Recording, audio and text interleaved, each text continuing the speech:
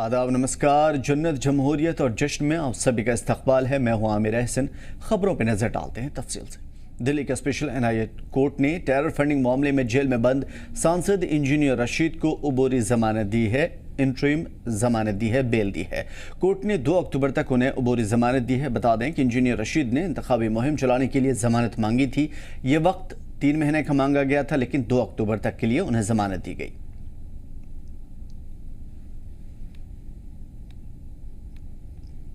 तो फिलहाल इलेक्शन से पहले इंजीनियर रशीद का आना एआईपी के लिए वाकई खुशनुमा होगा, क्योंकि इंजीनियर रशीद अभी पार्टी को चला रहे हैं और जाहिर है कि जेल से बाहर आने के बाद अवामी मुलाकात और एक दूसरे के साथ जब कन्वर्सेशन होंगे और इंजीनियर रशीद उन इलाकों में जाएंगे जहां से वो एमएलए रह चुके हैं, तो जाहिर है इसका प्रभाव पड़ेगा और काफ़ी फ़ायदा भी होगा एआईपी को। फिलहाल देखने की कोशिश करेंगे कि इंजीनियर रशीद क्या कुछ कर पाते हैं अपनी पार्टी के लिए, लेकिन अब उन्हें ज़मानत मिल गई है। हमारे साथ ख़ास मेहमान डॉक्टर रमेश रैना साहब हमारे साथ जुड़े हुए हैं, पॉलिटिकल एक्सपर्ट।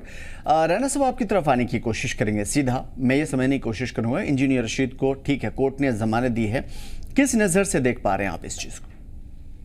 देखिए, ये तो डेमोक्रेसी है और डेमोक्रेसी में तो ऐसी चीज़ें हो जाती हैं। आप ये समझ लीजिए, जब एक पार्लियामेंट्री इलेक्शंस हो रहे थे तो अरविंद केजरीवाल को भी रिलीज किया गया था इलेक्शन कैंपेनिंग के लिए। यहाँ जब अवामी इतिहाद पार्टी, जिसके वो चीफ है इंजीनियर रशीद, और दूसरा वो मेंबर पार्लियामेंट भी है, तो ऐसे में ये मुझे नहीं लगता कोई ऐसी बड़ी बात है कि उनको इलेक्शन कैंपेनिंग के लिए रिलीज कर दिया गया, और वो भी 2 अक्टूबर तक। ये डेमोक्रेसी का हिस्सा है। अरविंद केजरीवाल को रिलीज कर दिया, उसके बाद उसको वापस जेल में जाना पड़ा।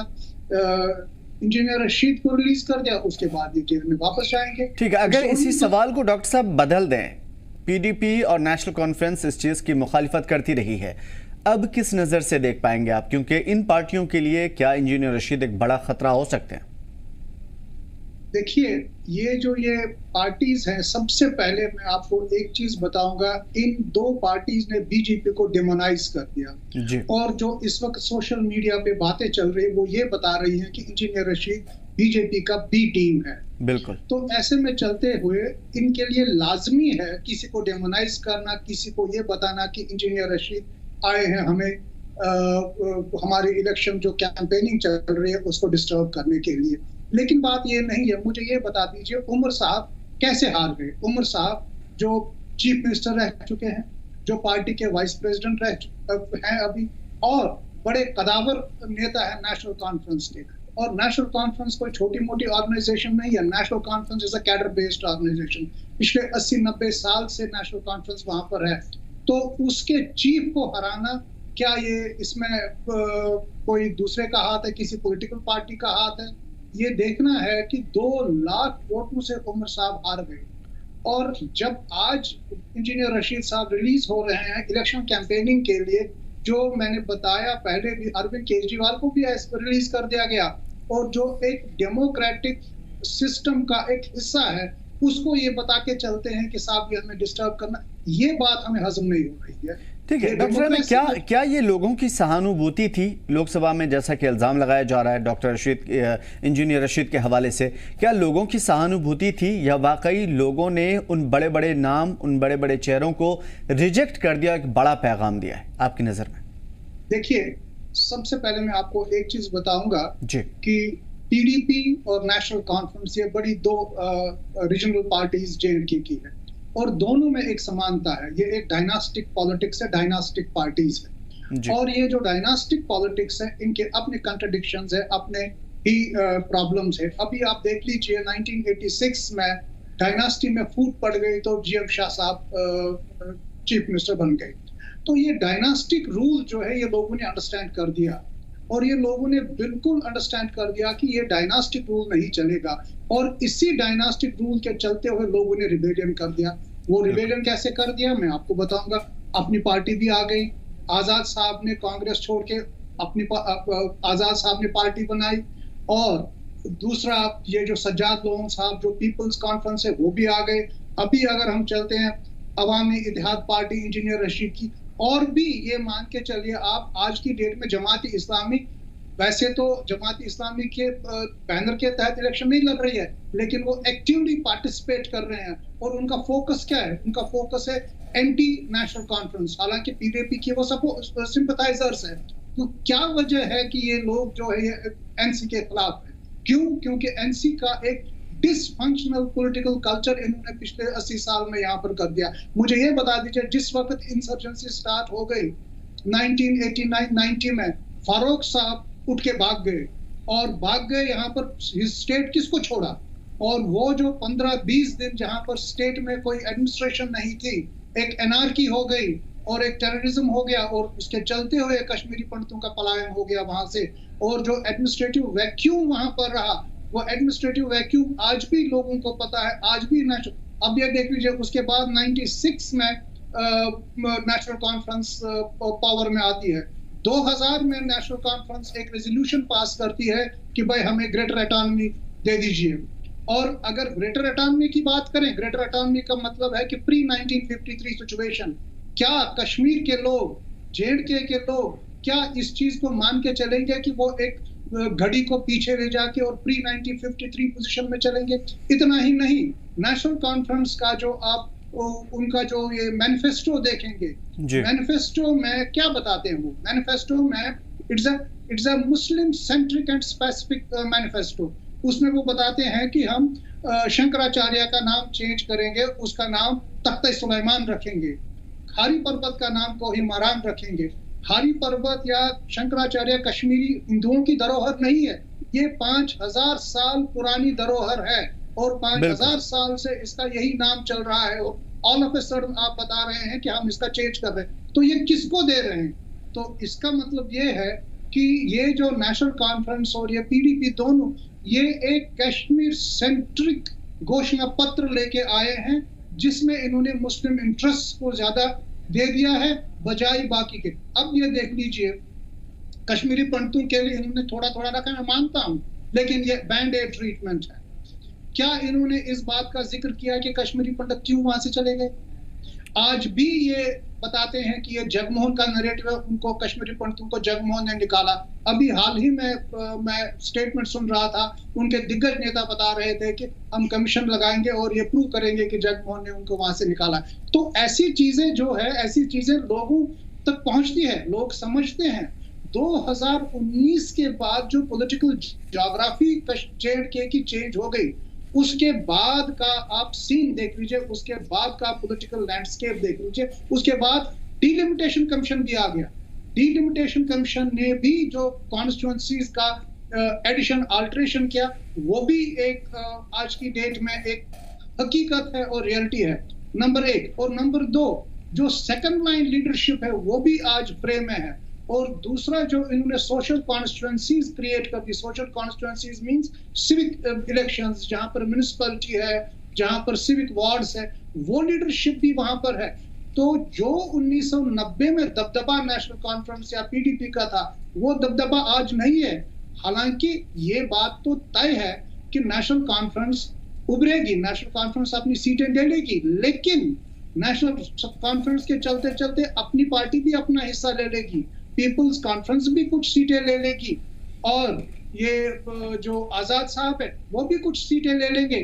तो इसका मतलब है कि कहीं ना कहीं नेशनल कॉन्फ्रेंस का जो डोमिनेंस है वो नीचे आ रहा है। और जब हम ये बात करते हैं, आप देख लीजिए उमर साहब को क्या जरूरत पड़ी थी 2 कॉन्स्टिट्यूएंसी से इलेक्शन लड़ने के लिए।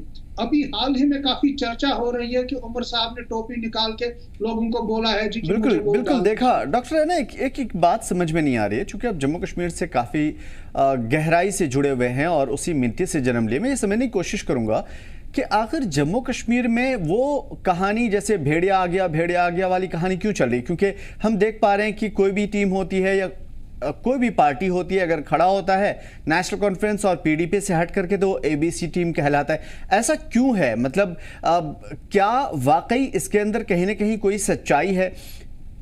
एआईपी के ताल्लुक से इससे पहले हमने कोई भी स्टेटमेंट नहीं सुना था, लेकिन जैसे ही इस पार्टी का विस्तार हुआ और बड़े पैमाने पर पार्टी मैदान में खड़ी होती हुई नजर आ रही है, तो अब कहीं ना कहीं एबीसी टीम बनाया जा रहा है। ऐसा माहौल क्यों है? क्या जम्मू कश्मीर में दूसरे प्रॉब्लम्स नहीं है एनसी और पीडीपी के पास? नहीं, ऐसा नहीं है। देखिए, जो भी सरकारें पोस्ट इंडिपेंडेंट के बाद कश्मीर में आई है वो खास मैक्सिमम था नेशनल कॉन्फ्रेंस और उसके बाद पीडीपी था। ये दोनों पार्टी एंटी सेंटर थी और एंटी सेंटर में अगर वहां पर छींक भी पड़ जाती थी तो यहाँ पर ये बताते हैं कि ये कश्मीरियों के साथ जुल्म हो गया। और इन 70-80 सालों में इन्होंने एक एट्रॉसिटी नैरेटिव डेवलप कर दिया और एट्रॉसिटी नैरेटिव में ये बताया गया कि कश्मीरियों के साथ जुल्म हो गया और ये एट्रॉसिटी नैरेटिव सारे वर्ल्ड में फैल गया। अभी देख लीजिए पाकिस्तान भी इसमें आ गया, अमेरिका, जो यूरोपियन कंट्रीज वो भी इस चीज को बिलीव करने लगी कि भाई इनके साथ ज्यादती हो रही है। और ये जो ये एट्रॉसिटी नैरेटिव है, ये atrocity narrative all of a sudden demolish हो गया 2019 में। और जो आप ये बात बता रहे हैं कि इसमें क्या सच्चाई है, क्या हकीकत है, मुझे ये बता दीजिए किस स्टेट के साथ आज आपने देखा है 3 एग्रीमेंट्स हो गए हैं। 1952 में शेख साहब और जब पंडित नेहरू का एक एग्रीमेंट हो गया जिसका नाम था दिल्ली एग्रीमेंट। बिल्कुल। और दिल्ली एग्रीमेंट क्यों हो गया? ताकि गवर्नमेंट ऑफ इंडिया चाहती थी कि कश्मीरियों को कोई इनजस्टिस न हो, उनमें कोई ऐसा ये न लगे कि हमारे साथ भेदभाव हो गया। उसके बाद आ जाता है 1975 एग्रीमेंट, बेग पार्था सारथी एग्रीमेंट, जो मैडम इंदिरा गांधी और शेख साहब के साथ हुआ। और उस एग्रीमेंट को भी चलते क्यों, उसमें वो रिकॉन्फिडेंस करना चाहते थे कश्मीरियों को कि नहीं, जितना भारत आपका है उतना भारत सबका है। उसके बाद 1986 में आता है राजीव फरोक अकॉर्ड।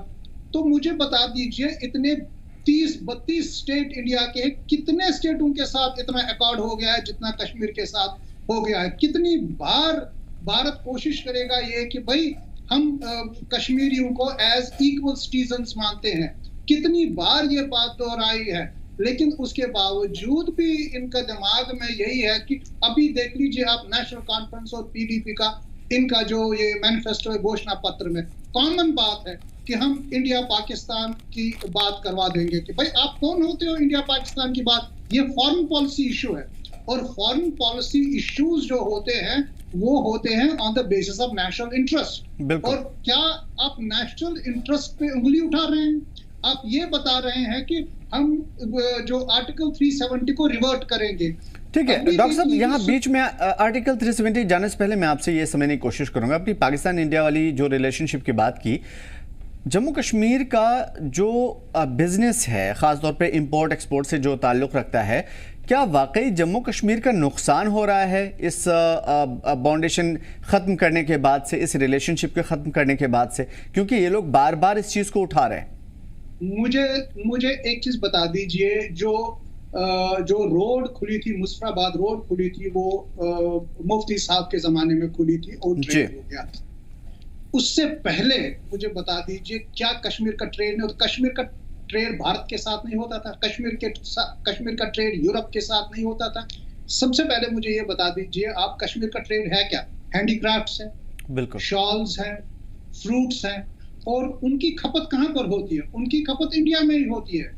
आप देख लीजिए विंटर में लोग शॉल्स वगैरह हैंडीक्राफ्ट्स लेके 5-6 महीने बाहर जाते हैं, मोस्टली कलकत्ता, हैदराबाद, बेंगलोर वगैरह, ये सब चीजें तो होती है। लेकिन ये जो बॉर्डर ट्रेड है, बॉर्डर ट्रेड को क्यों उन्होंने कम कर दिया? क्योंकि बॉर्डर ट्रेड एक रूट बन गया था वहां पर, जो वेपन्स वहां से कश्मीर में आते थे। और इस बॉर्डर ट्रेड को मॉनिटर करना बड़ा जरूरी है। और जब तक आप बॉर्डर ट्रेड को मॉनिटर नहीं करेंगे, बॉर्डर ट्रेड के चलते हुए ही कश्मीर में जो मिलिटेंसी थी बहुत अरूज पे पहुंच गई थी। लेकिन ये कहना कि साहब बॉर्डर ट्रेड बंद हो गया और हमारा बिजनेस इफेक्ट हो गया, ये बहुत गलत है। क्योंकि मुझे ये बता दीजिए, जो पाकिस्तान से चीजें आती थी उनका वैल्यू इंडिया में क्या था? बल्कि जो चीजें इंडिया से वहां पर जाती थी वो पाकिस्तान के लिए बहुत वैल्यूएबल थी कंपेयर टू जो पाकिस्तान की चीजें इंडिया में आती थी। तो मैं इस चीज को नहीं मानता हूं कि बॉर्डर ट्रेड के बंद होने से इकोनॉमी पे असर पड़ा।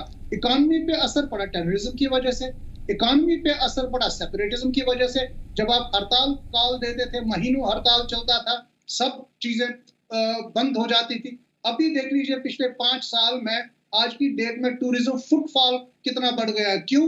क्योंकि न तो हड़ताल काल है, न तो स्टोन पेल्टिंग है, न तो लोग डेमोन्स्ट्रेशंस करते हैं।